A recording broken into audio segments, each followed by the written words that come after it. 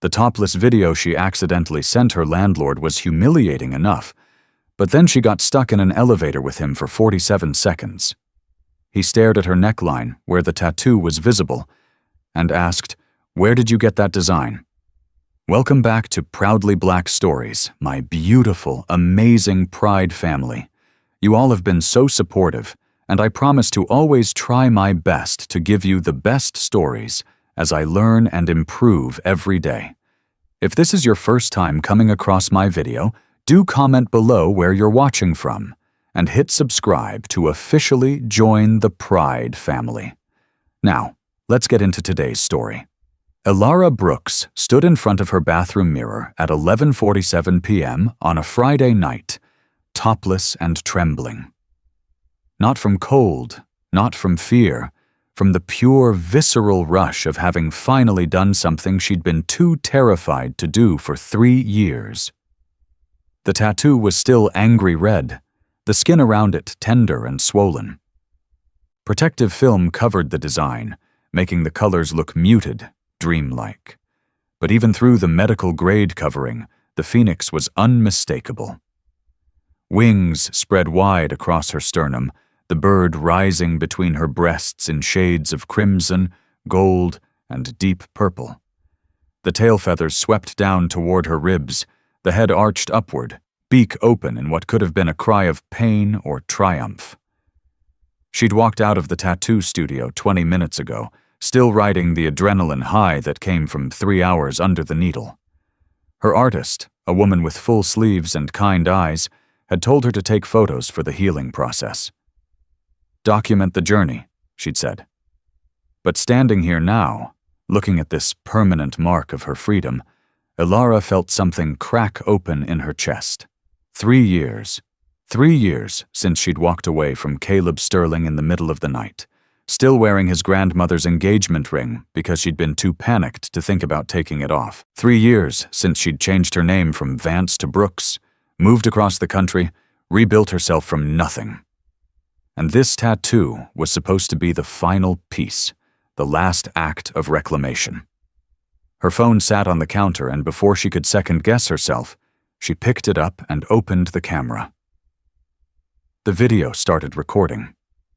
She looked at herself in the mirror at this woman who'd finally chosen herself and felt tears prick her eyes. "Maya." Her voice came out thick with emotion. "I finally did it. 3 years of being too scared. And look, I'm finally free. I'm finally me again." She laughed, the sound breaking slightly, and hit stop. Her finger hovered over her contacts, found sis, and sent the video before she could overthink it. The moment it delivered, satisfaction flooded through her. Maya was going to lose her mind. Her sister had been pushing her to get this tattoo for months. Ever since Elara had shown her the old sketch she'd been carrying around since 2016. Elara set the phone down and reached for her oversized shirt. That's when her phone buzzed already. Maya must have been awake. She glanced at the screen and her entire body went cold. The message hadn't gone to Maya. Read 11:47 p.m. Sat beneath the video preview, and above it the contact name that made her stomach drop through the floor. Billionaire Landlord. No, no, no, no! She'd saved his welcome email just yesterday. Julian Thorne, owner of the Onyx Spire, the ultra-luxury building she just moved into with her new job money and her fresh start dreams. She'd saved him as J. Thorne Landlord, and her phone had auto-suggested him instead of Maya. Elara grabbed the phone with shaking hands, desperately searching for an unsend button that didn't exist. She just sent a video of herself topless to a billionaire, to her landlord, to a man she'd never even met. The phone buzzed again. Her thumb hesitated over the notification before she finally horrifyingly opened it. "Welcome to the Onyx, Ms. Brooks. Beautiful choice. The Phoenix suits you." Elara read it 3 times, then 4. Then she sat down on the closed toilet lid because her legs stopped working. Beautiful choice. The Phoenix suits you. Not wrong number, not Please don't send me inappropriate videos. Not, you're evicted for sexual harassment. He'd called it beautiful. He'd said it suited her, and he'd responded in under 30 seconds, which meant Julian Thorne, billionaire recluse, had been awake at nearly midnight and had seen her video immediately.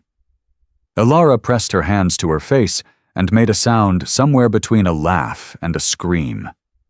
She didn't sleep, obviously. She spent the next 7 hours drafting and deleting apology texts, each one more pathetic than the last. I'm so sorry that was meant for my sister. Sounded like a lie. Please disregard my previous message. Sounded like a corporate email. I'm mortified and will be moving out immediately. Sounded insane. By 7 a.m., she'd settled on saying nothing and simply dying of embarrassment. Then someone knocked on her door. Ilara, still in her oversized shirt and sleep shorts, peered through the peephole. A man in a courier uniform stood there holding an enormous arrangement of birds of paradise flowers. She opened the door. I think you have the wrong apartment. Ilara Brooks, 71A, he asked. That's me. But I didn't order anything. They're a gift. He handed her the arrangement and a small envelope, then disappeared down the hall before she could tip him. Ilara carried the explosion of orange and purple flowers inside, set them on her kitchen counter, and opened the envelope with trembling fingers. The cardstock was heavy, expensive. The handwriting was precise, masculine. Ms. Brooks, no apology necessary. We all deserve to celebrate our rebirths. I trust you're settling in well. Should you need anything, I'm in penthouse 72. The door is always open. Julian Thorne. She read it 6 times. No apology necessary. We all deserve to celebrate our rebirths. He understood. Somehow from a 60-second video, Julian Thorne had understood exactly what that tattoo meant. Her phone rang. Kiara Mendez's face filled the screen, her best friend's dark eyes bright with mischief, even over FaceTime. Tell me you're settled, Kiara said the moment Ilara answered. Tell me the Seattle penthouse is everything you dreamed. I did something insane last night. Kiara's eyebrows shot up.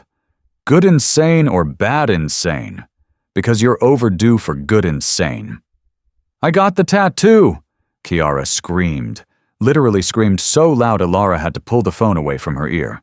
You did not. Let me see. Ilara angled the camera down, pulling her shirt aside to show the protected phoenix. Oh my God, Ilara, it's gorgeous. You finally did it. How do you feel? Terrified, free, and like I made a catastrophic mistake. The tattoo isn't a mistake. No, the tattoo is perfect. The mistake was accidentally sending a topless video of it to my landlord instead of Maya. Kiara went silent for 3 full seconds. Then I need you to repeat that, Ilara explained. The wrong contact, the immediate red receipt, the response. When she finished, Kiara looked like she might pass out. Wait, your landlord. Ilara. Who owns the Onyx Spire? Some billionaire named Julian Thorne. Why? Kiara's voice went up an octave. Julian Thorne built Thorne Industries from nothing after his family disowned him. He created encryption software that governments use. He's like American tech royalty. Ilara's stomach flipped. You're joking. I'm not. He's also insanely hot and a total recluse. Nobody's seen him in public for like 5 years. There was some scandal, but nobody knows what really happened. Kiara leaned closer to the camera. Ilara, you sent a topless video to one of the most powerful, mysterious men in Seattle, and he sent you flowers and called your tattoo beautiful. This is a nightmare. This is the start of a romance novel. What are you going to do? Hide in my apartment forever? Or, Kiara said slowly, you could go upstairs and thank him for the flowers. Absolutely not. He said his door is always open. Kiara, I can't just show up at a billionaire's penthouse because he sent me flowers after I accidentally flashed him. Why not? You've already seen each other naked. Emotionally speaking. Ilara hung up on her, but she couldn't stop thinking about it, about the note, about the fact that he'd responded personally immediately at nearly midnight, about the way he'd said the Phoenix suited her, like he could see something in that design that meant more than just pretty artwork. She went to work, tried to focus on spreadsheets and fraud patterns, failed miserably. At 11 p.m., she came home exhausted, rode the elevator up to the 71st floor, and tried not to think about the fact that Julian Thorne lived just one floor above her. The elevator slowed at 72. Ilara's heart stopped. The doors opened, and Julian Thorne stepped inside. He was taller than she'd expected, easily 6'2", broad-shouldered, wearing all black like he'd either come from a business meeting or a funeral. Dark hair that looked like he'd run his hands through it a few too many times, sharp jawline, and eyes that were the color of slate on a rainy day, gray and intense, and fixed directly on her. The elevator doors closed. They were alone in a space roughly 6 FTAX 6 FT, Ilara Brooks. His voice was low, controlled with just a hint of roughness underneath. Not a question, a statement. She managed to nod. We finally meet properly. The elevator descended, 47 seconds from 72 to 71, and Ilara counted every single one of them. The air felt thick. Her skin felt hot. She could smell his cologne, something dark and expensive, cedar and smoke. He didn't look away from her, didn't check his phone, didn't make polite small talk. He just watched her with an intensity that made her want to either run or step closer. The elevator chimed at 71. The doors opened. Ilara moved to step out, and Julian reached forward, his hand stopping the doors from closing. The movement brought him close enough that she could feel the heat radiating off his body. Your tattoo?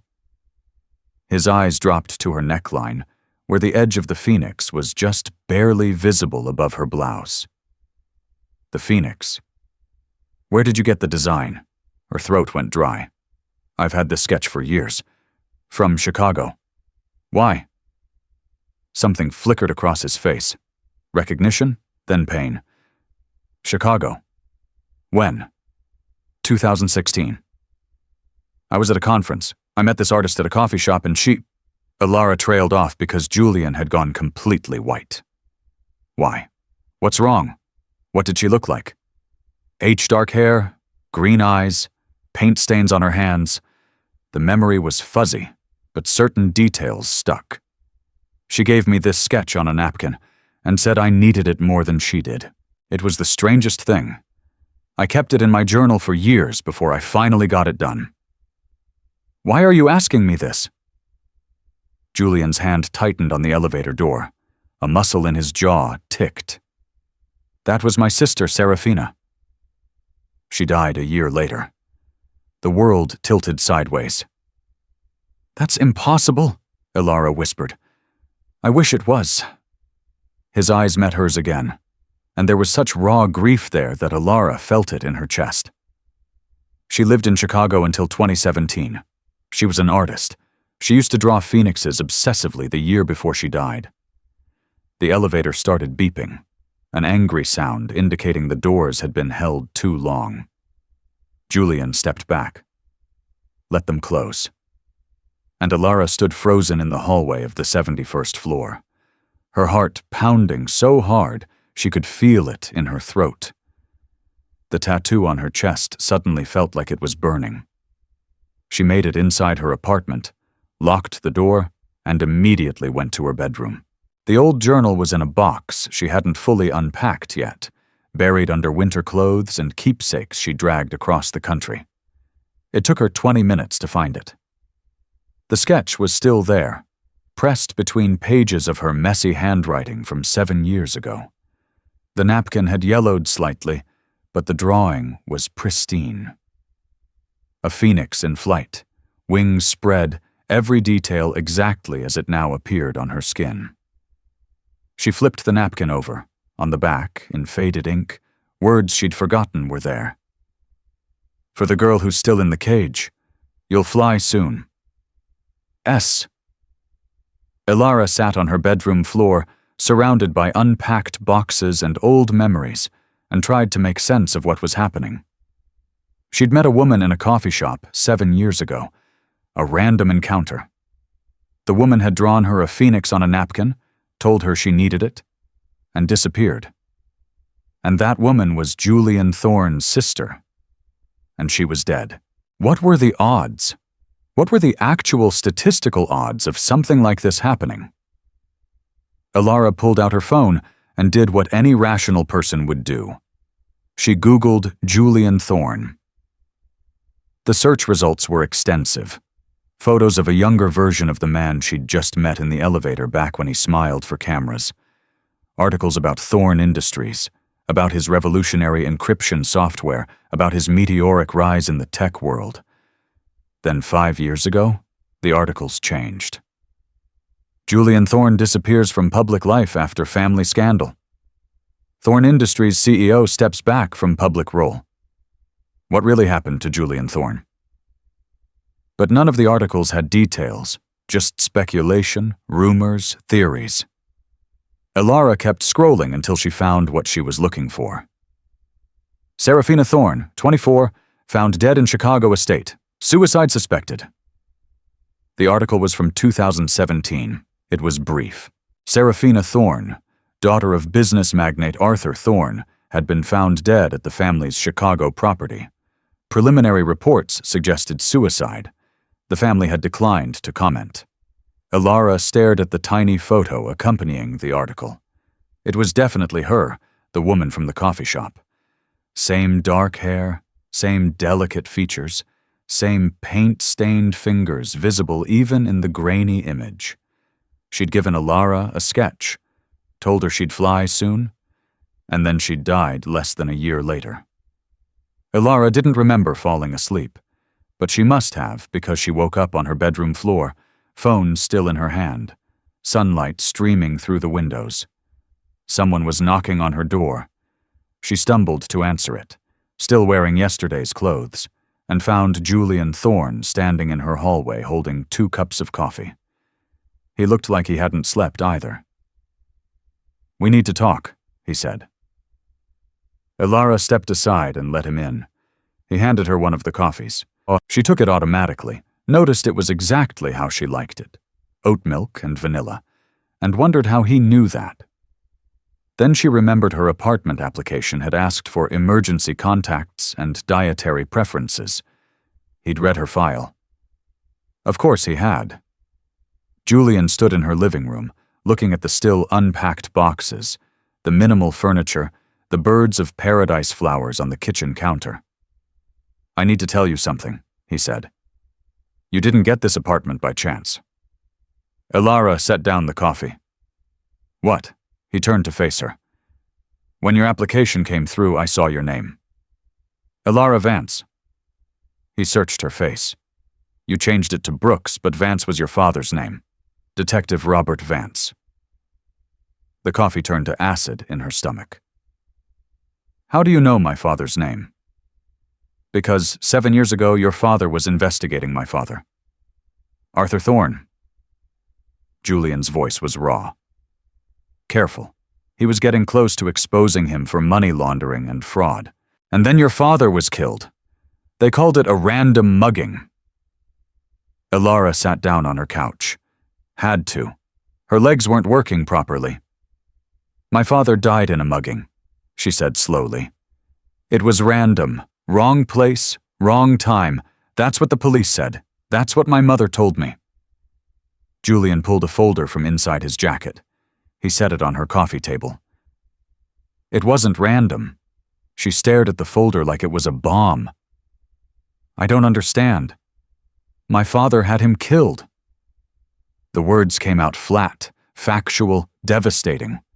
And 3 months later, my sister Serafina discovered evidence of what he'd done. She was going to go to the police. So he killed her too. Made it look like suicide. The room spun. Ilara pressed her hands to her face, trying to breathe, trying to think. When I saw your name on the apartment application, Julian continued, I looked into you. I saw you were a forensic accountant. I saw you changed your name, started over in Seattle. He paused. I arranged for you to get this apartment. Ilara's head snapped up. You what? The Onyx Spire has a 6-month waiting list, but I own the building. I can approve applications. His gray eyes held hers. I needed to know if you knew anything about your father's investigation. I needed to know if you could help me prove what Arthur did. She stood up, paced to the window, paced back. You've been using me? Yes. The honesty was brutal. Since when? She demanded. Since you applied. Since you moved in. Since your application crossed my desk 3 months ago. 3 months. He'd been planning this for 3 months. You manipulated me into living here so you could… What? Pump me for information about my dead father. At first, yes. Julian took a step toward her. But then you sent me that video. Ilara laughed, sharp and bitter. Right, the accidental nude. Must have been a nice bonus. I saw the tattoo. His voice dropped. The exact design Serafina created. And I realized she'd met you. She'd given you that drawing. Do you know what that means? That your sister drew a pretty picture? My sister had visions sometimes. Julian moved closer, his intensity filling the space between them. Premonitions. She told me once she'd met someone who was connected to everything, someone who would help bring the truth to light. He looked at Ilara like she was the answer to a question he'd been asking for 7 years. I think that person was you. That's insane. Is it? You're a forensic accountant. Your father was investigating Arthur. You're living in my building. You have my dead sister's design permanently marked on your body. He was close enough now that Ilara had to tilt her head back to look at him. Nothing about this is coincidence. So what? You think your sister orchestrated this from beyond the grave? That she drew me a phoenix 7 years ago knowing I'd end up here helping you? I think Serafina knew she was going to die. I think she knew someone would need to finish what she started. His hand lifted, hesitated, then gently touched the edge of Ilara's collar where the phoenix was hidden beneath fabric. And I think she chose you. Ilara should have stepped back, should have told him to leave, should have called a lawyer or the police or anyone.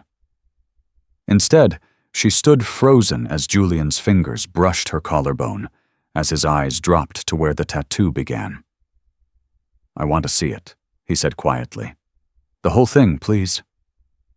It was the please that did it, the raw need in his voice.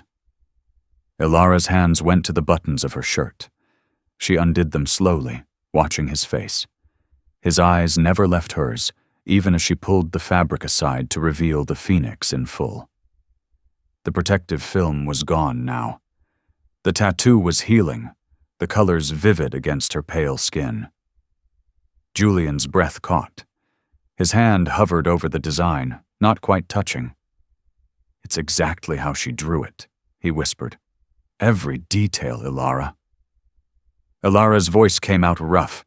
If what you're saying is true, if your father killed mine and made it look random, if he killed your sister… She swallowed hard. Why am I here? Why did you really bring me to this building? His eyes lifted to hers. Because I've spent 7 years trying to prove Arthur Thorne is a murderer, and I've failed. Every lead goes cold, every witness disappears, every piece of evidence gets buried. His jaw clenched. And then you walked into my life with my sister's final message written on your skin. So yes, I manipulated you. I used you because I'm desperate and I'm out of options and you're the first real lead I've had in years. That's messed up, I know. You should have told me the truth from the start. Would you have believed me?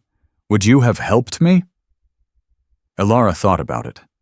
If a billionaire stranger had told her 3 months ago that her father was murdered as part of a conspiracy, she would have thought he was insane. No, she admitted. So, I lied. Julian stepped back, giving her space. I'm not a good man, Ilara.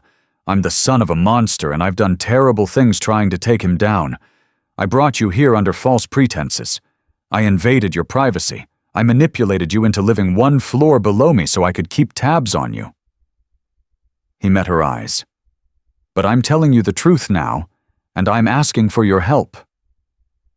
She should have said no, should have packed her things and left, should have run as far from Julian Thorne and his murdered sister and his criminal father as possible. Instead, she asked, "What do you need me to do?" They spent the next week going through everything. Julian had files on top of files. 7 years of investigation into Arthur Thorne's business dealings, shell corporations, suspicious transactions, witnesses who disappeared, and at the center of it all, the deaths of Detective Robert Vance and Serafina Thorne. Ilara sat on the floor of Julian's penthouse, surrounded by evidence, and felt something shift inside her. Her father hadn't died randomly. He died a hero. He died trying to expose a criminal. "The police report on my father," she said, holding up a file. "It says he was killed in a mugging gone wrong, wallet taken, no witnesses, convenient." Julian said he was sitting across from her close enough that their knees almost touched. Arthur's specialty. Make it look random. Make it look like bad luck. And Serafina, his face went carefully blank, jumped from the balcony of our family's Chicago estate. Depression, breakdown. That was the official story. But you don't believe it. Serafina was terrified the week before she died. She told me she'd found something. Evidence of everything Arthur had done. She was going to take it to the police. Julian's hands clenched. I told her to wait, to let me handle it. I was in Seattle building my company. I told her I'd come to Chicago in a few days and we'd go together. And she didn't wait. She died 3 days later. His voice cracked. If I'd gone sooner, if I'd just listened to how scared she was. Ilara reached out without thinking and covered his hand with hers. It's not your fault, isn't it? I was her older brother. I should have protected her. You couldn't have known. I should have. He turned his hand over, lacing his fingers through hers. That's why I need to finish this. For her and for your father. They stayed like that, hands linked, surrounded by evidence of death and corruption. I'm working on a case right now, Ilara said slowly. For my firm, the Sterling Cross Holdings fraud investigation. Julian went very still. What did you just say? Sterling Cross Holdings? They're being investigated for fraud, money laundering. My firm was hired to do the forensic accounting. She looked up. Why? He was already moving, pulling up files on his laptop. What's the parent company? Sterling Cross has to be owned by someone. Ilara pulled out her phone, accessed the confidential files she probably shouldn't have had on her personal device. It's listed as, oh my God. What? Thorne Dynasty Group. The laptop screen showed the same connection. Sterling Cross Holdings, owned by Thorne Dynasty Group, which was Arthur Thorne's original company. You've been investigating my father, Julian breathed. For 3 months, and you didn't even know it. Ilara's mind raced. Who hired my firm? The client is listed as anonymous, but there has to be a record. She made a call, pulled strings, used her access to dig into files she definitely shouldn't have been accessing. 15 minutes later, she had a name. Gideon Voss, she said. Does that mean anything to you? Julian's expression was complicated. That's my private investigator. I hired him 5 years ago. So, he's the one who hired my firm to investigate Sterling Cross, which means he knew about the connection to your father, which means he manipulated you into this case the same way I manipulated you into this building. Julian laughed, but there was no humor in it. We're all using you, Ilara. I'm sorry. She should have been angry, should have felt violated. Instead, she felt something else. Clarity. "Stop apologizing," she said. "You gave me a purpose, a chance to get justice for my father. Yes, you manipulated me. Yes, it's messed up. But I'm not some helpless victim." She stood up, started pacing through the evidence. "I'm a forensic accountant. This is what I do. I find patterns, I follow money, and I've been building a case against Sterling Cross Holdings for 3 months. How solid is it? Solid enough to prove fraud, money laundering, tax evasion, every transaction, every shell company, every falsified record." She turned to face him. "If we can connect Arthur Thorne directly to Sterling Cross Holdings and then connect him to the murders, we have him." Julian stood up, moved toward her. "That's a big if, so we make it happen." Ilara lifted her chin. "No more secrets, no more manipulation. From now on, we're partners, equal partners. Or I walk." He studied her face for a long moment. Then he extended his hand. "Partners." She took it. The handshake lingered, his hand warm and solid around hers. "Equal partners," he agreed. Neither of them let go. The following Saturday, an invitation appeared under Ilara's door. Heavy cardstock, formal script. "The Onyx Spire Annual Residence Gala, 8 p.m., Penthouse 72, black tie. Your presence is specifically requested. J." Kiara showed up with 3 dresses and a makeup kit. "I don't even know if I should go," Ilara protested. "Are you insane? The mysterious billionaire specifically requested your presence at a black tie event in his penthouse. You're going." Kiara held up a black silk gown with a plunging neckline. "And you're wearing this. That's too much. That's perfect. The phoenix will be visible. You'll be devastating. He won't be able to look away." "This isn't about seducing him, Kiara. We're working together to take down his criminal father. Oh, so you're spending every evening in his penthouse going through files, and that's purely professional." Ilara felt her face heat. "Yes." "Ilara, come on. The man sent you flowers. He touches you every chance he gets. He looks at you like you're the answer to every question he's ever asked. He's grieving his sister. He's obsessed with justice. He's obsessed with you." Kiara pushed the dress into her hands. "Wear the dress. Let yourself feel something. You've been locked down since Caleb." At the mention of her ex, Ilara flinched. Caleb was a mistake. Caleb was a controlling jerk who spent 3 years making you feel small. Julian is the opposite of that. Julian is morally gray at best. "He manipulated me, and he told you the truth. He's giving you justice for your father. He's letting you be an equal partner." Kiara's voice softened. "When was the last time a man treated you like an equal?" Never, Ilara realized. Caleb had treated her like a possession. Before Caleb, there had been a series of forgettable relationships with men who wanted her to be smaller, quieter, easier. Julian wanted her sharp, wanted her smart, wanted her exactly as she was. "Fine," Ilara said. "I'll wear the dress."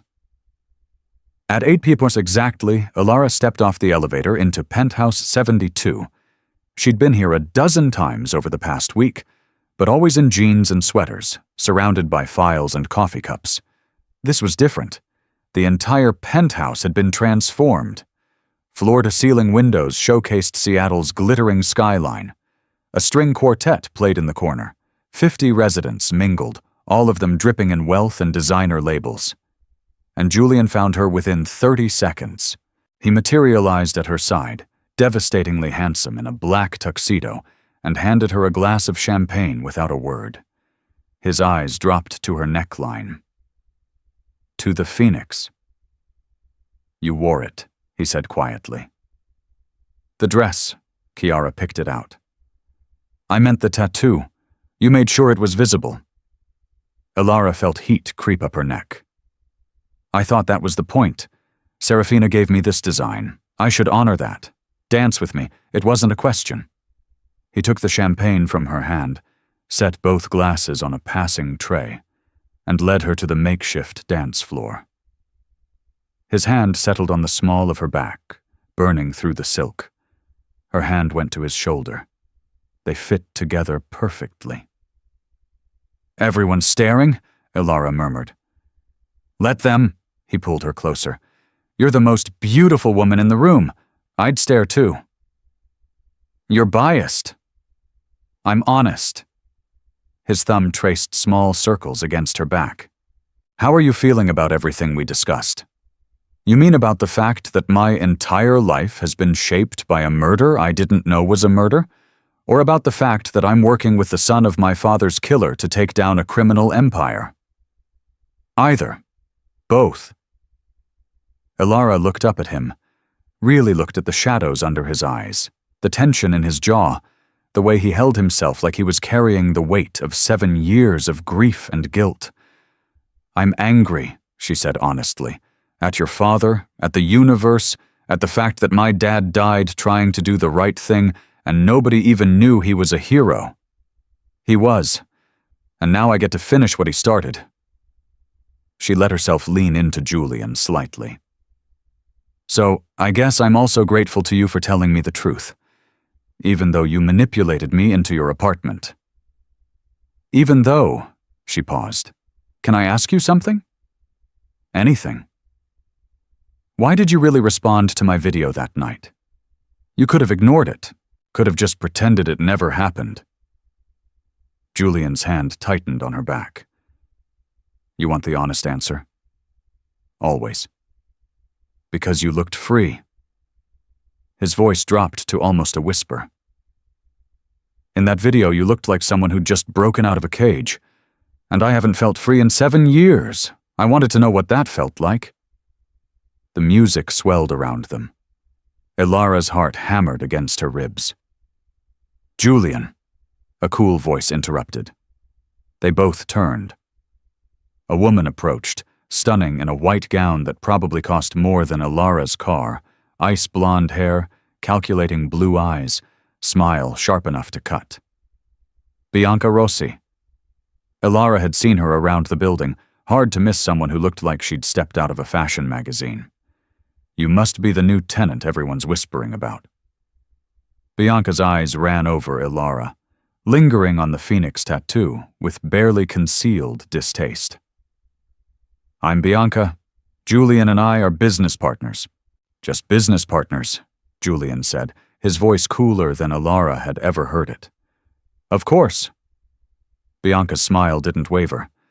Though we've known each other for years, since before Julian became quite so reclusive, she turned her attention back to Ilara.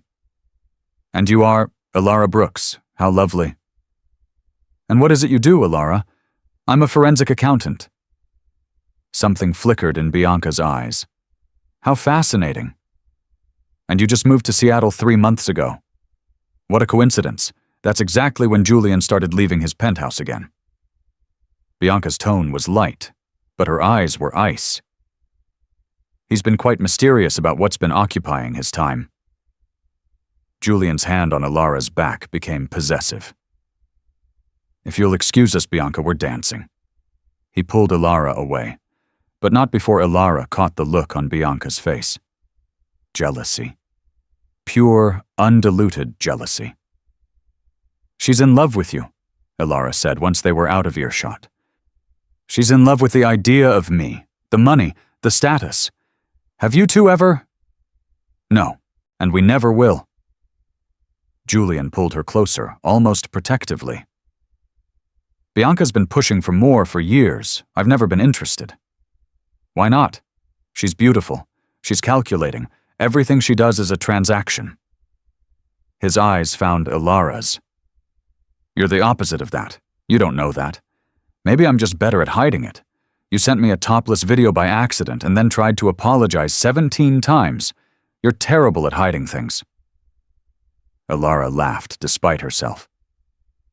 "Fair point." They danced for another song, then another, and Ilara let herself pretend, just for a moment, that this was simple, that she was just a woman dancing with a devastatingly attractive man at a fancy party, that there was no murder investigation, no dead father, no criminal conspiracy. But reality crashed back in when they finally left the dance floor, and Julian leaned close to whisper, "I need to show you something."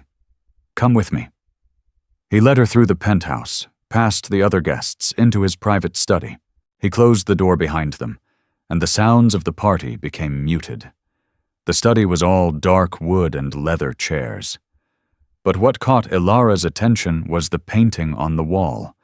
A phoenix, identical to her tattoo, watercolor on canvas, the colors vibrant even after all these years.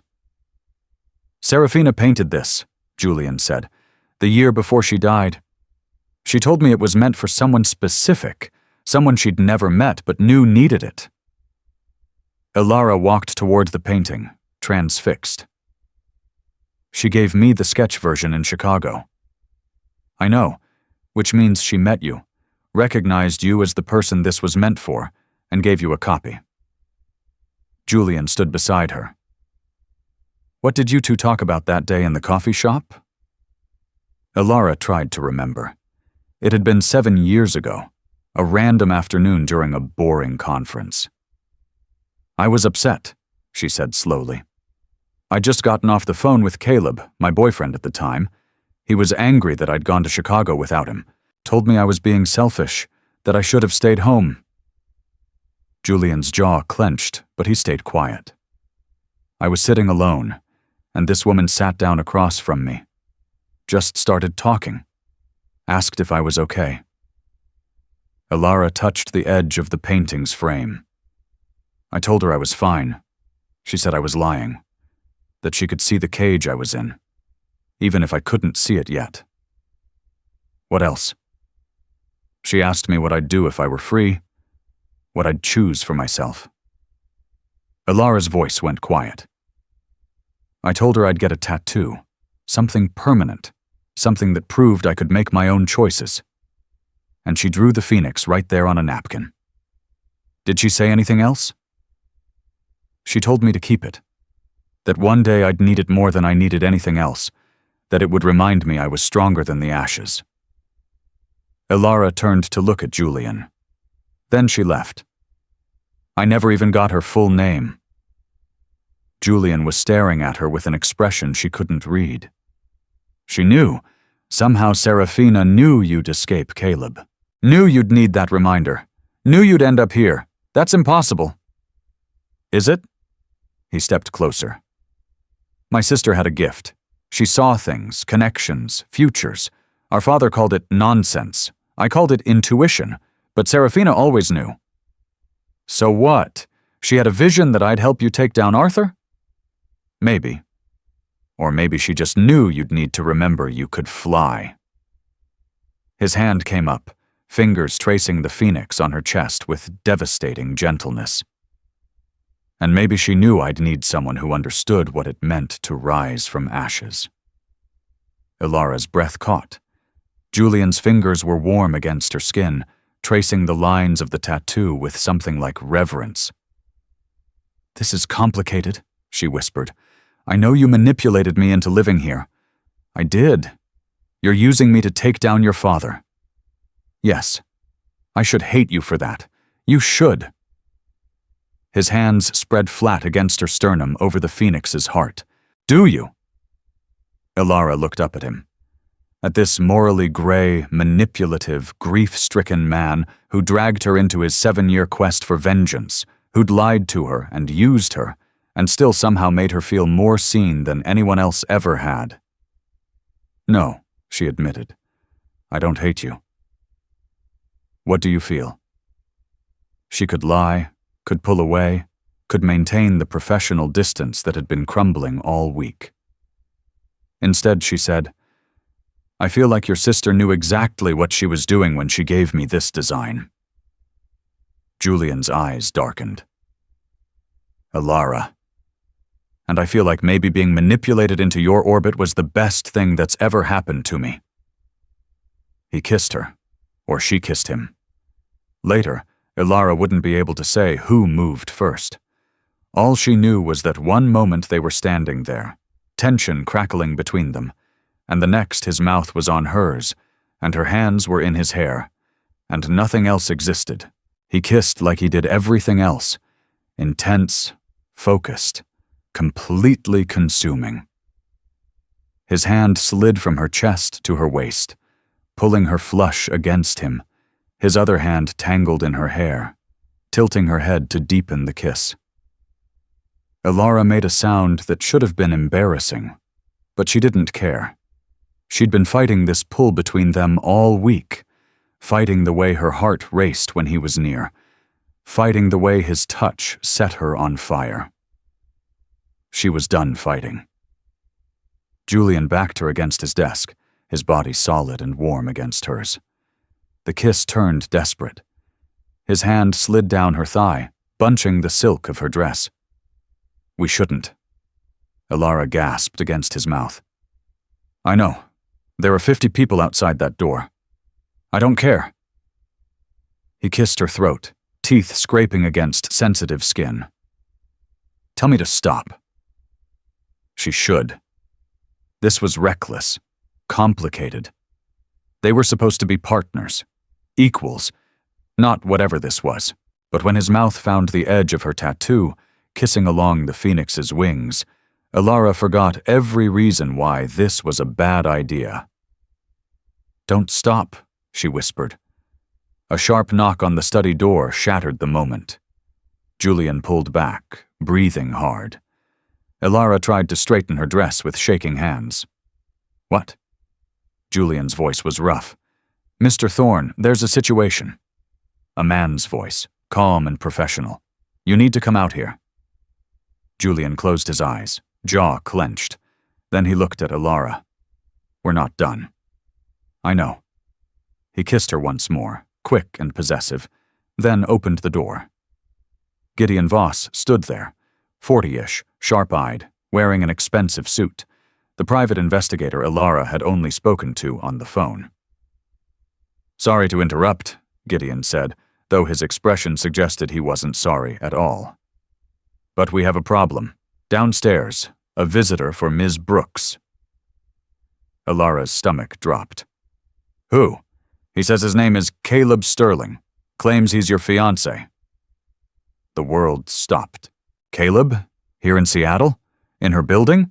"That's impossible," Elara whispered.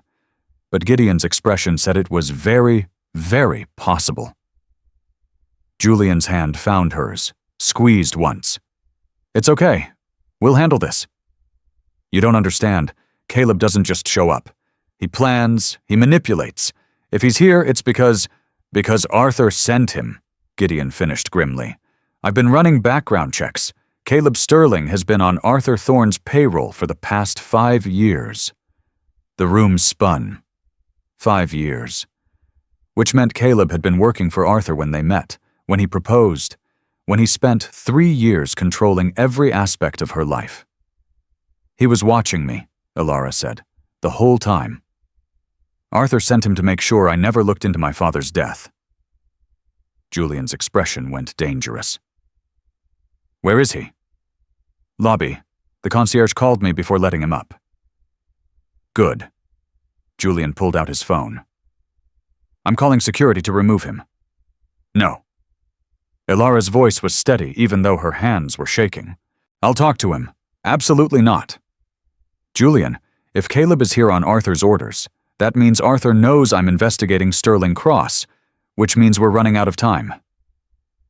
She looked at Gideon. "Do you have surveillance recording equipment?" Gideon smiled slowly. "Always." "Then wire me up. Let Caleb say whatever he came to say. Maybe he'll slip up. Give us something we can use." "Or he'll threaten you," Julian said. "Probably. But I'm not afraid of Caleb anymore." Elara touched her tattoo, felt the raised lines under her fingers. "I already flew away from him once. He doesn't get to cage me again." Julian looked at her for a long moment. Then, reluctantly, he nodded. "We do this my way. You're wired. Gideon and I are listening to everything, and if he so much as touches you, I'm coming down there. Deal." 20 minutes later, Elara stepped off the elevator into the lobby, wearing a wire under her dress and carrying the weight of 7 years of manipulation. Caleb stood by the windows, looking exactly as she remembered. Tall, Handsome in that polished corporate way, expensive suit, perfect hair. The kind of man who looked trustworthy right up until he destroyed you. He turned when he heard her heels on the marble floor. His smile was slow, predatory. "Hello, Ilara." She kept her distance. "How did you find me? You really thought you could hide? A name change and a move across the country?" He laughed. "I've known where you were for 2 years. I just didn't have a reason to collect you until now." Collect? Like she was a possession he'd misplaced. "What do you want, Caleb?" "What I've always wanted. You compliant, quiet, useful." He moved closer. "You look good, by the way. Freedom suits you, though that tattoo is exactly as trashy as I imagined it would be." Ilara's hand went automatically to her chest. Caleb's eyes followed the movement, darkening. "You actually got that ridiculous design, the one you kept going on about. It's not ridiculous. It means something. It means you're desperate for attention." His tone turned sharp. "But we can fix that. You're going to come back with me. We're going to get that monstrosity removed, and you're going to stop this investigation into Sterling Cross Holdings?" There it was. Confirmation that Arthur knew. "And if I refuse?" Ilara asked. "Then I tell your firm about the ring you stole, the family heirloom you pawned for drug money." "I didn't use it for drugs." "No one will care. Your career will be over, and then, tragically, you'll have an accident." Caleb stepped close enough that she could smell his cologne. Still the same scent. It made her stomach turn. "Just like your father did." Rage ignited in Ilara's chest. "You're threatening to kill me." "I'm delivering a message from Arthur Thorne. Stop investigating. Stop helping Julian or people you love start disappearing." His hand shot out, grabbed her wrist. "Starting with that sister of yours, Maya." He was threatening Maya. Ilara yanked her arm back. "Let go of me." "Not until you understand how serious this is. Arthur doesn't make idle threats. Your father learned that. Serafina Thorne learned that." Caleb's grip tightened. "You can learn it the easy way or the hard way." The elevator dinged. Julian stepped out, and the look on his face was murder. Caleb immediately released Ilara's wrist and stepped back, his expression shifting to something polite and innocuous. "Julian Thorne," Caleb said, extending his hand like they were meeting at a business conference. "I'm Caleb Sterling, Ilara's fiancé." Ilara opened the mouth to correct Caleb, to tell Julian this was a lie. But something in Julian's expression stopped her. His eyes met hers for just a fraction of a second, and she saw the calculation there. He wanted her to play along, to see what Caleb would reveal. So instead of denying it, Ilara stayed silent. Julian ignored Caleb's extended hand entirely. "Congratulations! I wasn't aware Ilara was engaged." His voice was pure ice. If Ilara hadn't seen that brief flash of communication, she would have believed he was genuinely hurt. "We keep it private," Caleb said smoothly, his arm sliding around Ilara's waist in a possessive gesture that made her skin crawl. She forced herself not to flinch away. "Long distance has been difficult, but now that I'm in Seattle for business, we can finally be together again." "How fortunate." Julian's eyes stayed locked on Ilara's face. "And what business brings you to Seattle, Mr. Sterling?" "Consulting work. Confidential, I'm afraid." Caleb's hand tightened on Ilara's hip. "But I'm hoping to convince my fiancée to take some time off. She's been working too hard. All those late nights going through files, building cases. It's exhausting." The threat was clear. He knew exactly what she'd been doing. "I'm sure Ms. Brooks can make her own decisions about her workload," Julian said. "Of course, though she does have a tendency to get in over her head." "Don't you, darling?" Caleb looked down at Ilara, his smile warm for anyone watching, but his eyes cold. Remember what happened last time you took on too much? You had that breakdown, had to take 3 months off work. Ilara had never had a breakdown. Caleb was manufacturing a history, planting seeds of doubt about her credibility. I don't remember that, she said quietly. The mind protects us from traumatic memories. Caleb's voice was so gentle, so concerned. It's one of the reasons I worry about you taking on these complex investigations. The stress can be triggering. Julian took a step forward. I think you should leave. I think I should take my fiancé home. Caleb's arm became a cage around Ilara. We have a lot to discuss in private. Ilara stays here. That's not your decision to make. The testosterone in the lobby was suffocating. Ilara felt like a bone being fought over by 2 dogs, and she was done with it. Both of you stop. She pushed away from Caleb, put space between herself and both men. Caleb, we're not engaged. We haven't been together for 3 years. You need to leave. Caleb's mask slipped for just a second, showing the cruelty underneath. Be very careful, Ilara. You know what's at stake. I know you're threatening my sister. I know you're working for Arthur Thorne. I know everything. She lifted her chin. And you just confessed to it on a wire that's recording every word you're saying. Caleb's face went white, then red with rage.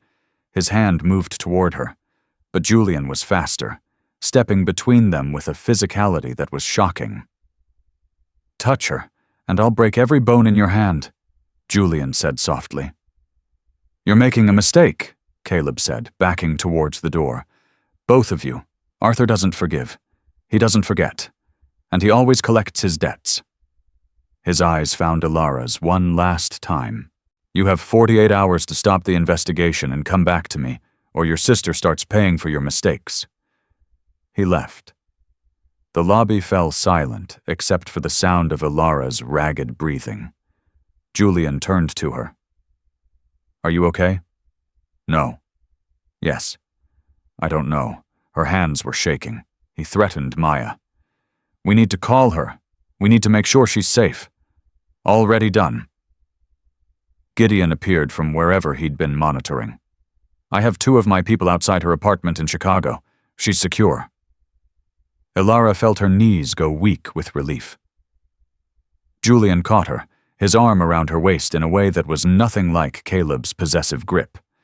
This was steadying, supportive. The recording?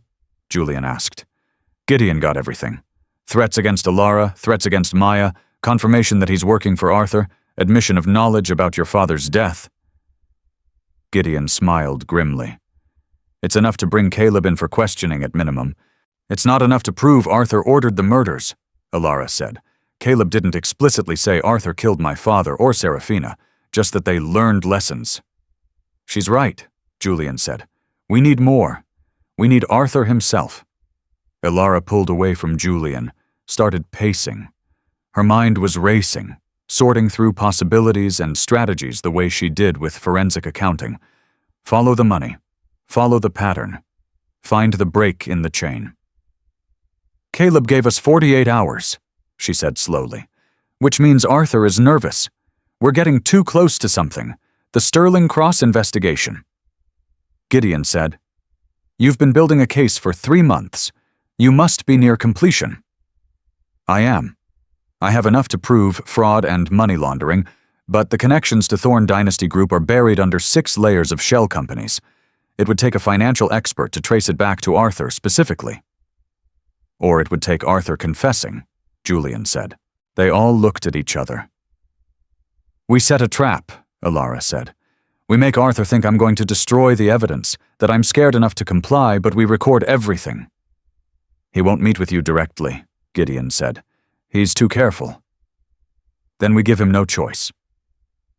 Ilara's mind was crystallizing around a plan. I call Caleb back. Tell him I'll do what Arthur wants, but I need to speak to Arthur personally to negotiate terms. Protection for Maya, a guarantee that he'll leave my family alone if I destroy the files. That's insane, Julian said.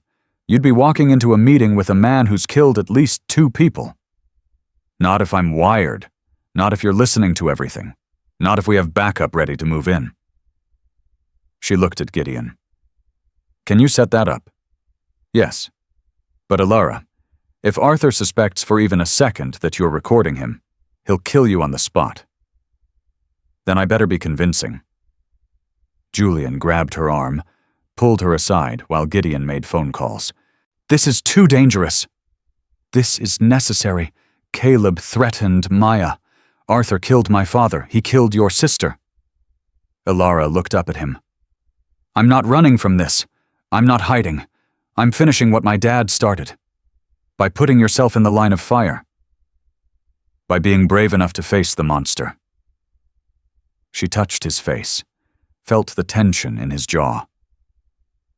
You've been hunting Arthur for 7 years. Let me help you end this. Julian closed his eyes, leaned into her touch.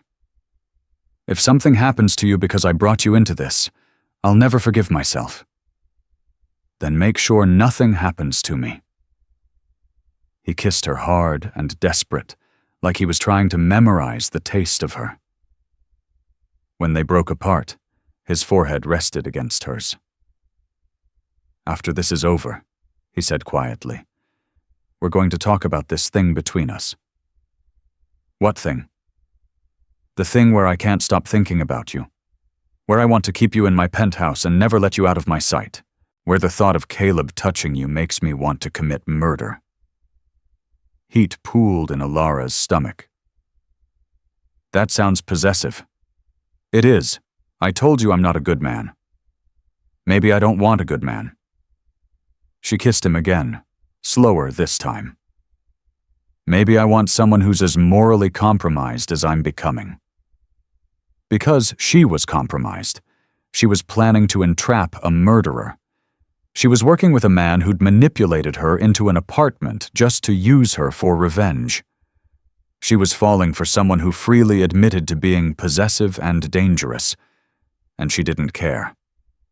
The old Alara, the one who'd been engaged to Caleb, would have run from this, would have chosen safety over truth, compliance over confrontation. But the phoenix on her chest was a reminder. She'd already burned down her old life. She might as well let the flames consume everything. Gideon finished his call. I can have surveillance set up anywhere in the city within 3 hours. Where do you think Arthur will want to meet? Somewhere he controls, Alara said. Somewhere private. Probably one of his industrial properties. He has a warehouse in the shipping district, Julian said. It's technically owned by one of his shell companies, but I've traced it back to him. He uses it for storage, or for making people disappear, Gideon added grimly. Alara pulled out her phone. Only one way to find out. She called Caleb. He answered on the first ring. I knew you'd see reason, he said. I want to talk to Arthur in person. I'll destroy the files, but I need guarantees about my sister's safety. Arthur doesn't negotiate. Then I guess he doesn't get what he wants. Alara kept her voice steady. I'm a forensic accountant, Caleb. I have copies of everything stored in multiple locations. Encrypted cloud storage, physical drives hidden with lawyers. If anything happens to me or Maya, it all goes to the police automatically. She was lying. She had backups, but nothing that sophisticated. But Caleb didn't know that. There was silence on the other end. Then, I'll call you back in 10 minutes. He hung up. That was a very good bluff, Gideon said appreciatively. I learned from the best. Alara looked at Julian. You've been playing chess with Arthur for 7 years. I'm just following your strategy. My strategy has failed for 7 years. Because you've been playing alone. Now you have a partner. Julian pulled her close, kissed the top of her head. The gesture was so tender it made Alara's chest ache. Her phone rang. Caleb. Tomorrow night, 9:20 p.m., I'll text you the address. Come alone or the deal is off. How do I know Arthur will be there? You don't, but you're out of options, so you'll take the chance. Caleb paused. And Alara? Don't try anything stupid. We'll be checking for wires. The line went dead. They'll check for wires, Alara said. Gideon was already typing on his phone. I have something new. Audio implant. Goes under the skin just below the collarbone. Undetectable unless they're doing a full medical scan. You want to put a recording device inside my body? I want to give you the best chance of survival. They'll pat you down. They might use a bug detector, but they won't think to check under your skin. Alara felt sick, but she nodded. Do it. The next 24 hours were a blur of preparation. Gideon brought in a doctor who implanted the audio device in Julian's penthouse, while Alara tried not to think about the fact that she now had technology embedded in her chest, 2 inches from her phoenix tattoo. Julian didn't leave her side. He hovered, bringing her food she couldn't eat, coffee she couldn't drink, his presence both comforting and suffocating. You should rest, he said for the 5th time. I can't. Alara was going through files, memorizing every detail of the Sterling Cross case. If Arthur asked her questions, she needed to sound convincing. I need to be ready. You are ready. You've been ready since the moment you agreed to this insane plan. It's not insane. It's necessary. Julian sat down next to her on the couch, took the files from her hands. Alara, look at me. She did. His gray eyes were storm dark, filled with something she was afraid to name. If this goes wrong, he started, it won't. If it does, I need you to know something. He took her hand, laced their fingers together. Meeting you, even under these circumstances, even with all the manipulation and lies, has been the first time I've felt alive since Serafina died. You make me want things I thought I'd given up on. Future things. Happy things. Alara's throat tightened. Julian, I'm saying this now because I might not get another chance. I'm falling for you, probably already fallen. And I know that's complicated and messy and possibly the worst timing in history. But I needed you to know. She kissed him, poured everything she couldn't say into it, all the fear and hope and reckless affection she'd been trying to ignore. When they broke apart, Julian pulled her into his lap, his arms wrapping around her like he could protect her from what was coming. Stay with me tonight, he said against her hair. I don't want you to be alone. Alara should have said no, should have maintained some professional distance, should have slept in her own apartment 1 floor down. Instead, she said, Okay. They moved to his bedroom. Alara had never been in this part of the penthouse. It was unexpectedly intimate. Books on the nightstand, a photograph of a young Serafina on the dresser, evidence of a life lived, not just a showpiece for wealthy guests. Julian gave her one of his shirts to sleep in. It swallowed her, the hem hitting mid-thigh, the sleeves dangling past her fingertips. He changed in the bathroom, came out wearing only sleep pants, and Alara's mouth went dry. She'd known he was fit. But seeing him shirtless was different. Broad shoulders, defined chest and abs, a few scars that suggested his path to billionaire status, hadn't been entirely smooth. His eyes tracked over her in his shirt with an intensity that made her shiver. Come here, he said. She went. Let him pull her down onto the bed. Let him arrange them so her head rested on his chest and his arm wrapped around her waist. I can hear your heart, she said. It's racing. I'm terrified of tomorrow. Me too.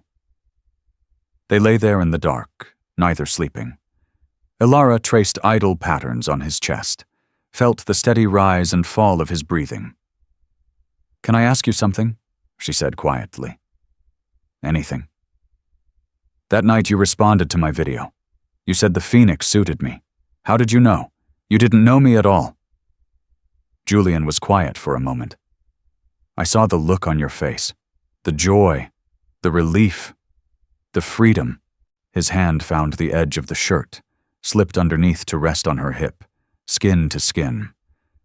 And I thought, that's what Serafina wanted, for someone to feel that free, to choose themselves. Do you think she knew we'd end up here? Like this? I think Serafina believed in fate, in signs, in the universe putting the right people in each other's paths. He pulled her closer. I think she saw you that day in Chicago and knew you were important. Maybe not why or how, but she knew. Elara tilted her head up, found his mouth in the darkness. The kiss was slow, exploratory, different from the desperate ones they'd shared before. Julian's hand on her hip tightened, pulled her more fully on top of him. She could feel every hard line of his body through the thin layers of clothing between them. We should sleep, he murmured against her lips, even as his hands slid up her back, taking the shirt with them. We should, she agreed, kissing along his jaw to his throat. Tomorrow is going to be dangerous. Very dangerous. Her teeth scraped his pulse point, and he made a low sound that went straight through her. Elara. Her name was a warning and a plea. She sat up, straddling his hips, and pulled the shirt over her head. The room was dark, but enough moonlight came through the windows that he could see her. See the phoenix spread across her chest, wings stretching toward her shoulders. Julian's hands came up to trace the tattoo, following the lines with reverence. You're so beautiful it hurts to look at you, he said roughly. Then don't look. Elara leaned down, her hair falling around them like a curtain. Feel instead. He did. His hands mapped every inch of her skin like he was memorizing her, the curve of her waist, the dip of her spine, the sensitive spot just below her ribs that made her gasp. When he flipped them over, pinning her beneath him, Elara arched up into the contact. Tell me to stop, Julian said, even as his mouth traced the phoenix's wings, as his tongue followed the lines of the tattoo. Don't stop. Tell me this isn't just adrenaline, fear, the night before danger. Elara grabbed his face, made him look at her. This is me choosing you, choosing this, choosing to feel alive, even if tomorrow everything goes to hell. That broke something in him. His kiss turned consuming, possessive. His hands weren't gentle anymore, and Elara didn't want gentle. She wanted to feel something other than fear, wanted to burn away the memory of Caleb's touch with Julian's, wanted to claim this moment for herself. They came together like a storm, all intensity and desperation and need. Julian whispered her name like a prayer. Elara dug her nails into his shoulders hard enough to leave marks. They moved together until the world narrowed to just this, just them, just the feeling of being completely consumed by another person. Afterward, they lay tangled together, breathing hard. Julian pulled a blanket over them, kept her tucked against his chest. That was not a good decision, he said. Probably the worst decision I've made all week. You have terrible judgment. Says the man who manipulated me into his building to use me for revenge. Fair point. He kissed her shoulder. For the record, I stopped using you about 2 days after you moved in. When did you start falling for me? The moment I saw you in that video, looking free for the first time in your life. He tangled his hand in her hair. When did you start falling for me? Elara thought about it. The elevator. When you recognized the tattoo and looked like I'd punched you in the chest, you were so raw, so human. I'd expected a cold billionaire, but you were just a grieving brother. I'm not just anything. I'm obsessed with you. It's probably unhealthy. Definitely unhealthy. She kissed his chest. I'm okay with it. They finally slept as dawn crept over Seattle, wrapped around each other like they could keep the coming danger at bay through sheer force of will. At 8:00 p.m., the next night, Elara stood in front of the mirror in Julian's bathroom, preparing to walk into a warehouse where a murderer waited. She was dressed simply. Jeans, black sweater, boots. The audio implant under her skin was supposedly undetectable, but she still felt hyper-aware of it. Julian came up behind her, his reflection joining hers in the mirror. "You don't have to do this," he said. "Yes, I do, Julian. If anything happens to you, if Arthur so much as threatens you, the whole plan is off. Gideon has people positioned around the warehouse. I'm going to be in a van 2 blocks away listening to everything. You say the code word and we come in." They'd chosen the word carefully, something she could drop into conversation naturally. The word was actually. "I'll be fine. Promise me you'll be careful. Promise me you won't take unnecessary risks." Ilara turned to face him. "I promise I'll do everything I can to walk out of that warehouse and come back to you." He kissed her like he was trying to convince her to stay. When they finally broke apart, he pressed something into her hand, a small pendant on a delicate chain. A phoenix. "It was Seraphina's," Julian said. "She wore it every day. I want you to have it for luck." Ilara's eyes stung. She let him fasten it around her neck, the pendant settling just below the audio implant. "I'll bring it back to you," she promised. "Bring yourself back. The pendant is just metal." The drive to the district took 30 minutes. Gideon was driving, Julian in the passenger seat, both of them tense and silent. Ilara sat in the back going over the plan for the 100th time. Walk in, act scared but determined. Demand guarantees for Maya's safety. Get Arthur talking about the murders. Get him to confess on tape. Get out alive. Simple. Absolutely insane. But simple. They parked 2 blocks from the warehouse. Gideon ran a final check on the audio equipment. "You're live," he said. "We can hear everything. We'll be monitoring from here."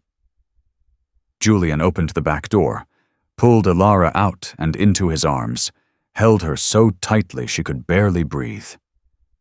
"Come back to me," he whispered. "I will. One more kiss." Then she was walking alone down the dark street toward the warehouse, toward Arthur Thorne, toward the truth about her father's death. The warehouse was exactly as ominous as she'd expected. Concrete building, broken windows, graffiti on the walls, a single light above the entrance.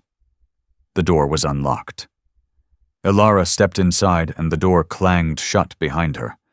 The interior was mostly empty. Concrete floor, high ceiling with exposed beams, shadows everywhere. And in the center, lit by a single work light, stood Caleb. He wasn't alone. 3 men flanked him, all of them large and armed. "Ilara, right on time."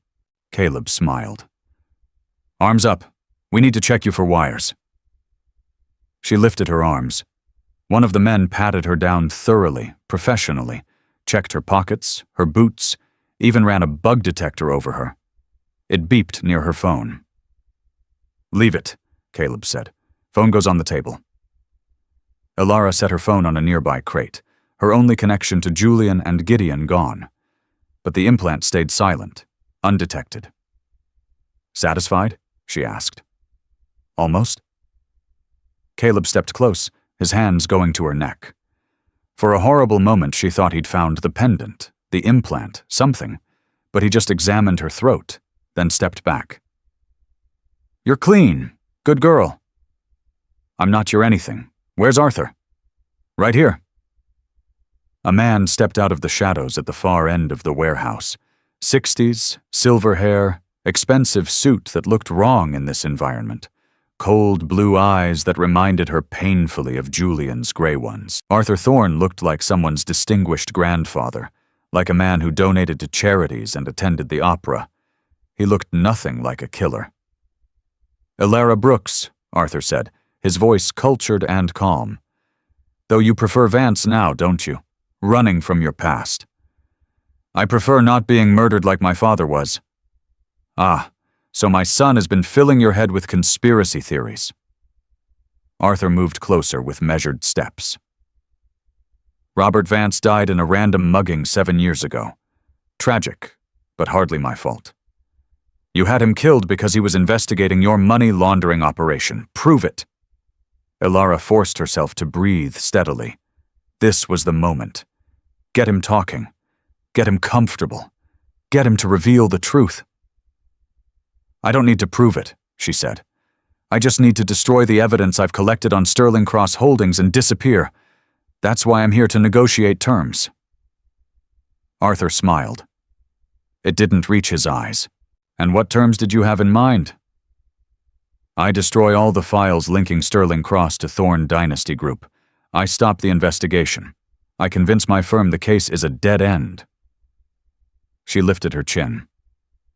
"In exchange, you leave my sister alone. You leave me alone.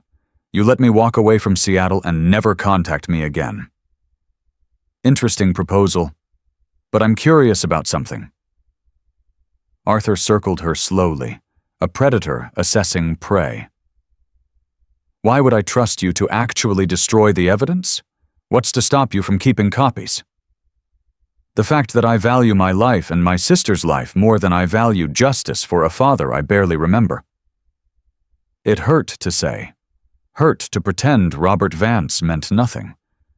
But she needed Arthur to believe she was broken, scared, willing to compromise. "Your father was a sanctimonious fool," Arthur said conversationally. "He thought the law meant something. Thought he could take down a man like me with spreadsheets and search warrants." He laughed. "I tried to warn him off. Offered him money. Threatened his family. He refused to listen." Ilara's heart pounded. "Keep him talking." "So you had him killed. I had him removed. There's a difference. Killing is personal. Removal is just business." Arthur stopped in front of her. "Caleb arranged it. Made it look like a mugging. Your father didn't suffer, if that's any consolation." The audio implant was recording every word, but Ilara needed more. Needed him to confess to Serafina, too. "And your daughter?" she asked. "Was that business, too?" Arthur's expression darkened. "Serafina was weak, sentimental. She found your father's original investigation files in my office, started asking questions." His voice turned cold. "She threatened to go to the police, to destroy everything I'd built. I gave her a chance to reconsider, but she didn't. No, she was stubborn, like her brother." Arthur's hand shot out, grabbed Ilara's face in a painful grip. "Is that what you wanted to hear? Confirmation that I killed them both? Does it make you feel better?" "It makes me feel like I understand what kind of monster you are." He released her with a shove. "Monster, hero, it's all perspective. I did what was necessary to protect my empire. Your father and my daughter were collateral damage. They were people. They were obstacles." Arthur straightened his cuffs. "And now, so are you." The temperature in the warehouse seemed to drop 10 degrees. "We had a deal," Ilara said, trying to keep the fear out of her voice. "We had a negotiation. I never agreed to anything." Arthur nodded to Caleb. "Take her to the back. Make it look like an accident. Maybe a fall from a great height, like Serafina. Poetic, don't you think?" The man grabbed Ilara's arm. She struggled, fought, but he was twice her size and trained for this. She was being dragged toward the back of the warehouse, toward whatever method of execution Arthur had planned, when the lights went out. Complete darkness. Someone shouted. A gunshot rang out, deafening in the enclosed space. Ilara dropped to the ground, covering her head. More gunshots, voices yelling, the sound of a door being breached. Then lights, blinding tactical lights from what seemed like dozens of sources. "Police! Everyone on the ground, now!" Officers flooded the warehouse from every direction. Ilara looked up to see Caleb being tackled, Arthur being surrounded, his men dropping their weapons and surrendering. And standing in the doorway, backlit like an avenging angel, was Julian. He crossed the warehouse in seconds, dropped to his knees beside her, pulled her into his arms. "I've got you. You're safe. I've got you." Ilara was shaking so hard she couldn't speak. Julian held her tighter, one hand cradling her head, the other wrapped around her back. "The signal jammer," she finally managed. "You couldn't hear me. We heard everything until you walked in. Then the audio cut out." His voice was rough. "We knew something was wrong. Gideon had thermal imaging on the building. We saw them move you toward the back, and we breached early." Arthur confessed. "To everything. My father, Serafina, all of it." "I know. We got it. The signal came back for about 90 seconds before they activated the jammer. It was enough." Julian pulled back to look at her face, check her for injuries. "Did they hurt you?" "No, I'm okay. Terrified, but okay." A woman in a tactical vest approached. "Ms. Brooks, I'm Detective Miller. We need to get your statement, but are you injured? Do you need medical attention?" "I'm fine. The audio implant we recovered from the preliminary recording is going to be crucial evidence. You were incredibly brave." Brave? Ilara didn't feel brave. She felt like she'd nearly died, and only survived through sheer luck. She watched as Arthur was cuffed, read his rights. He looked at Julian with pure hatred. "You'll regret this, boy," Arthur said. "I'm still your father. That blood doesn't wash off." "No," Julian said quietly, his arm still around Ilara. "But I'm Serafina's brother. That's all that matters. And you murdered her. Live with that in prison." Arthur was led away. Caleb went next, his expression blank, defeated. Gideon appeared, looking satisfied.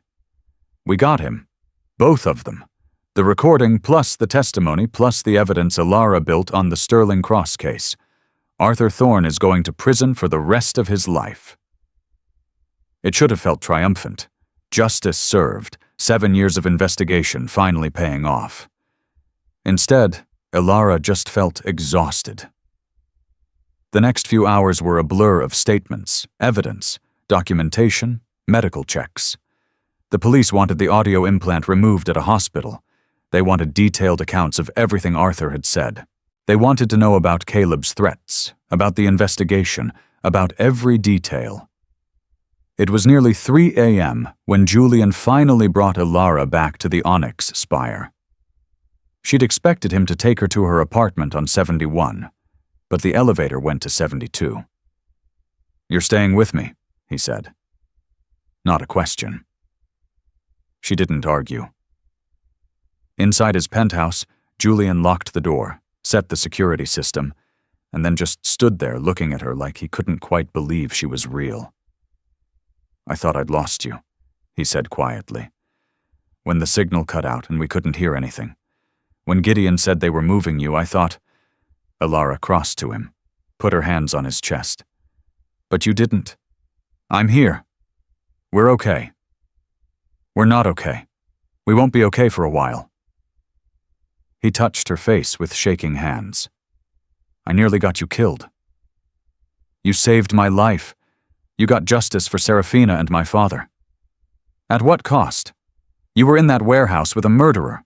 If we'd been 30 seconds later—" She kissed him to stop the spiral, poured everything she felt into it. Relief, gratitude, affection, something deeper she wasn't ready to name yet.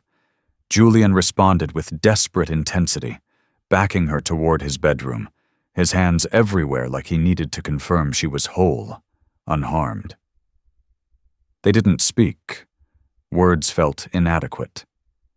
Instead, they communicated through touch, through the way he undressed her carefully, checking for bruises, through the way she pulled him down to the bed, kneading him close, through the way they came together, slower than the night before, more tender. This wasn't adrenaline or fear of the future. This was aftermath. This was survival. This was two people who'd walked through fire and made it out the other side. Afterward, Ilara lay with her head on Julian's chest, his heartbeat steady under her ear. "What happens now?" she asked. "Now? Arthur goes on trial. Caleb, too. They'll both go to prison." "I meant, with us." Julian was quiet for a moment, his hand tracing patterns on her back, following the curve of her spine. "I manipulated you into my building," he said slowly. "I used you for revenge. I put you in danger. You should probably run far away from me." "Should I?" "Yes." "What if I don't want to?" His arm tightened around her. "Then I'm going to spend every day proving I'm worth the risk. I'm going to give you the space to choose me freely, not because I orchestrated circumstances. I'm going to do this right." Ilara propped herself up on her elbow to look at him. "What does doing it right look like?" "I don't know. I've never done this before." His hand came up to cup her face. "But I know I want to try. I know I want you in my life. In my home. Not because you're one floor down and I maneuvered you there, but because you choose to be here."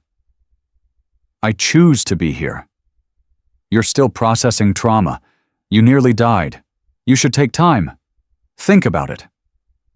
"Julian," Ilara kissed him once, soft and certain. "I choose you. I choose this. I'm not running." Relief flooded his expression. He pulled her down, kissed her until they were both breathless. "Move in with me," he said against her lips. "Really?" "Move in. Not your apartment one floor down. Here, with me." "That's fast. We solved a 7-year-old double murder together and took down a criminal empire. I think we can handle cohabitation." Ilara laughed. It felt good to laugh. Okay, yes, I'll move in with you." She settled back against his chest. "But I'm keeping my apartment for now, just in case you turn out to be secretly terrible." "Fair." He kissed the top of her head. "Though I should warn you, I'm very territorial, possessive. I'll probably hover." "I can handle it. And I'm still morally gray. I manipulated you. I'd do it again if it meant getting justice for Serafina." "I know. I'm morally gray now too. I walked into a warehouse to entrap a murderer. I'm okay with the gray areas." They fell quiet.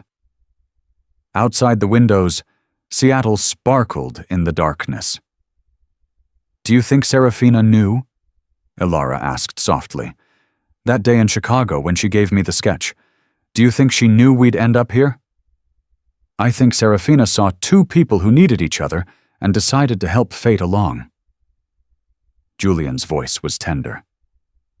"She believed in signs, in the universe putting the right people together at the right time." Even if the right time involved murder, investigations, and criminal conspiracies? Especially then, she'd say we needed something big enough to break through both our walls. Ilara thought about that, about the girl she'd been in that Chicago coffee shop, trapped in a relationship with Caleb, but not admitting it yet, about the woman she'd become. Brave enough to get a tattoo, to change her name, to walk into danger for justice. "She was right," Ilara said. "I needed the Phoenix to remember I could fly, and I needed you to remember why I was fighting in the first place." Julian held her closer. Not just for revenge, for the possibility that something good could come from all the pain. The trial ended a week later. Arthur Thorne was convicted on 2 counts of first-degree murder, money laundering, fraud, conspiracy, and a dozen other charges. The judge gave him life in prison without the possibility of parole. Ilara and Julian were there for the verdict. They held hands in the courtroom gallery as Arthur was led away. He looked old, suddenly diminished. Just a man who'd made monstrous choices and was finally facing consequences. Outside the courthouse, reporters swarmed. Julian made a brief statement about justice for Serafina. Ilara said nothing, just stood beside him, solid and certain. That night they hosted a small gathering at the penthouse. Maya flew in from Chicago. Gideon came, looking satisfied with the investigation's conclusion. Kiara made an appearance, immediately clicking with Maya in that way Ilara had hoped they would. Bianca even stopped by briefly with her architect boyfriend, offering congratulations that seemed genuine. It wasn't a celebration, exactly. Too many people had died for that. But it was a closing, an acknowledgement that justice had been served and life could move forward. After everyone left, Ilara and Julian stood on the terrace again. It had become their spot, the place where they processed and planned and just existed together. "What do we do now?" Ilara asked. "Now that the quest is over, the villain is defeated, justice is served. Now we live." Julian pulled her against his chest. "We build something that isn't about revenge or the past. We choose happiness." "I don't know if I remember how to be just happy. Not fighting anything. Then we'll learn together." He turned her to face him. "I want the boring stuff with you, Ilara. Grocery shopping and arguing about what to watch on TV. And waking up in the middle of the night because you stole all the blankets." "I don't steal blankets." "You absolutely do. You're a blanket thief and a terrible cook, and you leave coffee cups everywhere." His smile was tender. "And I love every chaotic thing about you." Ilara laughed, feeling lighter than she had in months. "You're not exactly perfect either. You're controlling and possessive, and you alphabetize your books." "Alphabetizing is logical. Alphabetizing is insane." They were both grinning now, foreheads pressed together. "I want this," Ilara said softly. "The boring stuff. The happy stuff. I want to build a life that isn't defined by what we lost." "Then that's what we'll do." Julian kissed her, slow and sweet. "Starting tomorrow. Tonight, I just want to hold you and be grateful we both survived." They went to bed early, tangled together in the dark. Ilara traced the phoenix pendant at her throat, felt the skeleton key beside it. Two symbols, one for rising from ashes, one for opening new doors. Serafina had given her both, in a way. Had set this whole thing in motion 7 years ago in a Chicago coffee shop because she'd seen something in Ilara that Ilara hadn't seen in herself yet.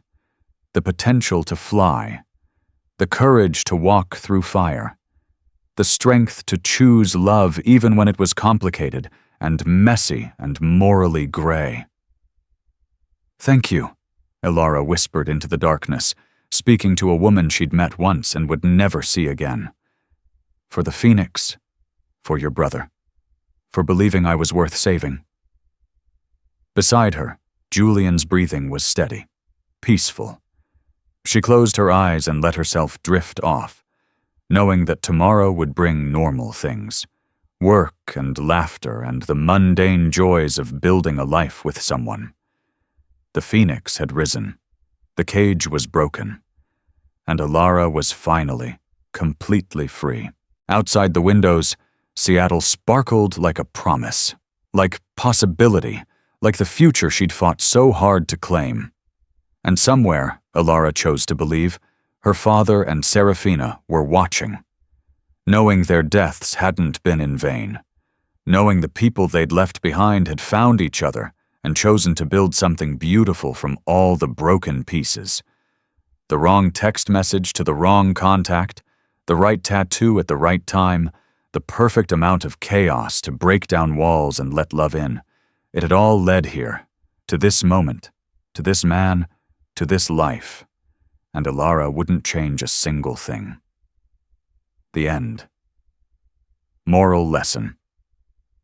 Sometimes the most painful chapters of our lives are not just endings, but the necessary fire required for us to be reborn. We often view our traumas and accidental mistakes as burdens, but as Ilara and Julian discovered, the universe has a way of weaving our broken threads into a tapestry of justice and connection. The deepest lesson here is that you cannot find true freedom until you are brave enough to reclaim your own narrative.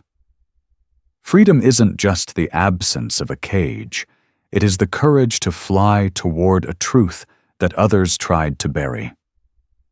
When we choose to rise, not in spite of our ashes but because of them, we finally become the people we were always meant to be. Take care of yourself, and I'll see you in my next story.